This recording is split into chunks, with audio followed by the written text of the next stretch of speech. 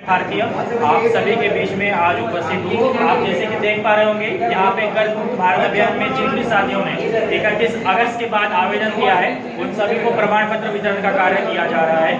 जिन भी साथियों ने 31 अगस्त के कर्ज माफी के लिए आवेदन किया है, जिनकी फाइल सरकार के पास गई है, वित्त मंत्रालय में गई है, ऐसे सभी साथियों को आज प्रमाण पत्र वितरित किए जाएंगे। अगर आप में भी आपके ऊपर भी किसी भी प्रकार का लोन हो, होम लोन हो, एजुकेशन लोन हो, क्रेडिट कार्ड का लोन हो, पर्सनल लोन हो, किसान क्रेडिट कार्ड का लोन हो, गोल्ड लोन हो या एजुकेशन लोन भी क्यों ना हो, अगर आपको भी लगता है कि आप बड़ी मुश्किल के साथ इंस्टॉलमेंट दे पा रहे हैं, कोविड के बाद आपकी आर्थिक स्थिति डाउन हो चुकी है, लॉकडाउन के बाद या नोटबंदी के बाद, जीएसटी के बाद, तो बिल्कुल आप सरकार के पास निःशुल्क कर्ज मुक्त भारत अभियान में आवेदन कर सकते हैं। सबसे पहले आपके फॉर्म जो है वो वित्त मंत्रालय में जाएंगे। जब आप कर्ज मुक्त भारत अभियान का मैं पहले शॉर्ट में फॉर्म किस तरह से भरना है वो बता देता हूँ आपको। www.karzmuktbharat.co.in यह वेबसाइट पे जाना है। वेबसाइट पे जाकर के आपका फॉर्म आवेदन जो है वो आपको भर देना है। उसमें आप पूछा जाएगा आपका पूरा नाम, आपके डिस्ट्रिक्ट का नाम, लोकसभा का नाम, कितना कर्ज है आपके ऊपर, आप दे पा रहे हैं या नहीं दे पा रहे हैं, आपके घर परिवार में कौन कमाने वाला है, इस तरह से नॉर्मल सवाल पूछे जाएंगे। उसका जवाब देकर के फॉर्म सबमिट कर दीजिएगा।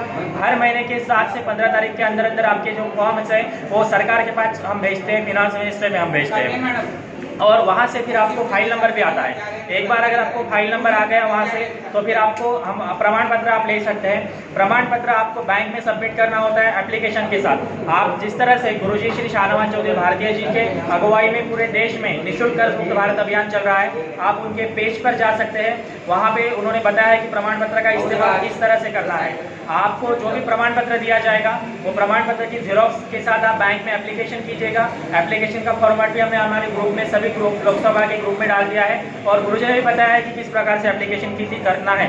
आप बैंक के साथ मौखिक व्यवहार मत कीजिएगा, आप प्रमाण पत्र के साथ लिखित में बैंक के साथ व्यवहार कीजिएगा। बिल्कुल बैंक आपको सपोर्ट करेगी और आपको कोई रिकवरी एजेंट प्रताड़ित कर रहा है, कोई रिकवरी एजेंट परेशान कर रहा है तो बिल्कुल आपको उनका नाम जानने का, उनका एम्प्लॉय आईडी जानने का और उनका डीआरए सर्टिफिकेट जानने का अधिकार आपको रिजर्व बैंक ऑफ इंडिया देता है। और हर रिकवरी एजेंट को यह सुनिश्चित हो कि वो डीआरए सर्टिफाइड रिकवरी एजेंट हो।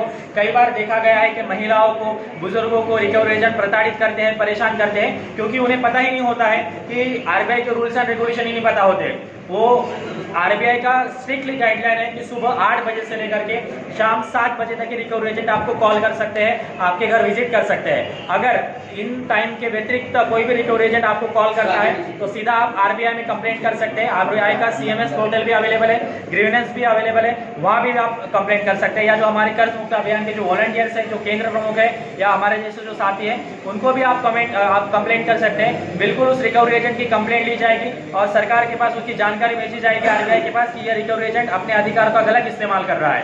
तो साथियों, हमारे पास एडवोकेट की भी टीम है।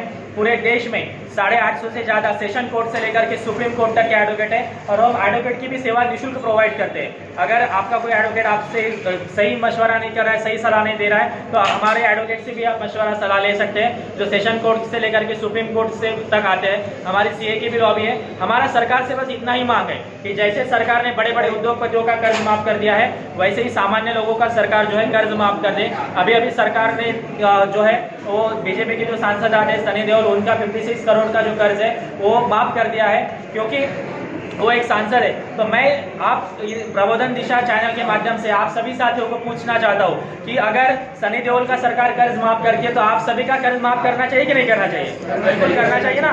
तो मैं सरकार से करबद्ध निवेदन करता हूँ कि जिस तरह से आपने सनी देओल का 56 करोड़ का जो कर्ज है माफ किया, उनकी प्रॉपर्टी ऑक्शन होने से बचाई, जिस तरह से जी न्यूज के मालिक सुभाष चंद्र जी की प्रॉपर्टी आपने उनको 75% का हेयर कट दे दिया, आम जनता को भी सरकार हेयर कट दे रहे। जिस तरह से अदानी का 12 लाख करोड़ का जो कर्ज है सरकार ने माफ कर दिया और लास्ट ईयर विंटर सेशन के अंतिम दिवस में माननीय वित्त मंत्री श्रीमती निर्मला सीतारमन ने स्टेटमेंट दिया कि 10 लाख करोड़ का कॉर्पोरेट का जो लोन है वो सरकार ने सरसकट माफ कर दिया है। तो हमारा उनका लोन अगर सरकार माफ करती है तो कोई आपत्ति नहीं है, लेकिन मेरे देश का जो किसान, मध्यम और व्यापारी जो है, जो इस देश का नागरिक है, उनका भी सरकार ने कर्ज माफ कर देना चाहिए। जो कोविड के बाद, लॉकडाउन के बाद जिनके व्यापार चौपट हो गए, जिनको नुकसान हो गए, ऐसे सभी साथियों का सरकार कर्ज माफ कर दे, जैसे बड़े बड़े उद्योगपतियों का कर दिया है। और ये मांग नाजायज मांग नहीं है, ये जो मांग है संवैधानिक मांग है और हर व्यक्ति को सरकार से मांग करने का यह अधिकार है। तो हम सरकार से निवेदन करना चाहते हैं कि आप अपना जो कर्ज है वो माफ़ कर दें। और जैसे हमने रामलीला मैदान में भी आंदोलन किया और जंतर मंतर में भी आंदोलन किया, हम यही चाहते हैं सरकार से कि आम जनता का कर्ज माफ़ कर दें। जिनके भी घर कोविड में मृत्यु हो गई है या जिनके व्यापार चौपट हो गए, ऐसे सभी साथियों का सरकार कर्ज माफ़ कर दे। और मुझे पूरा विश्वास है कि अभी हमारे साथ 10 लाख लोग जैसे एकत्र हो जाएंगे। अभी 9 लाख के ऊपर लोगों ने कर्ज माफी के लिए आवेदन किया है। तो अभी सुप्रीम कोर्ट में भी हम याचिका लगाने वाले हैं, जनहित याचिका जाएगी सुप्रीम कोर्ट से और सुप्रीम कोर्ट सवाल पूछेगा भारत सरकार से कि आपने आम जनता के कर्ज माफी के लिए क्या किया। तो मुझे पूरी उम्मीद है सरकार आम जनता की कर्ज माफी करेगी। यही विश्वास के साथ आप प्रबोधन दिशा चैनल का मैं आभार व्यक्त करता हूँ कि उन्होंने मुझे अपने बात रखने का यहाँ अवसर प्रदान किया। मैं उनके सभी टीम को धन्यवाद देना चाहूँगा कि ये मुद्दा उन्होंने जनता के लिए उठाया, जनता के पास वो ले जा रहे हैं। जय हिंद, जय भारत।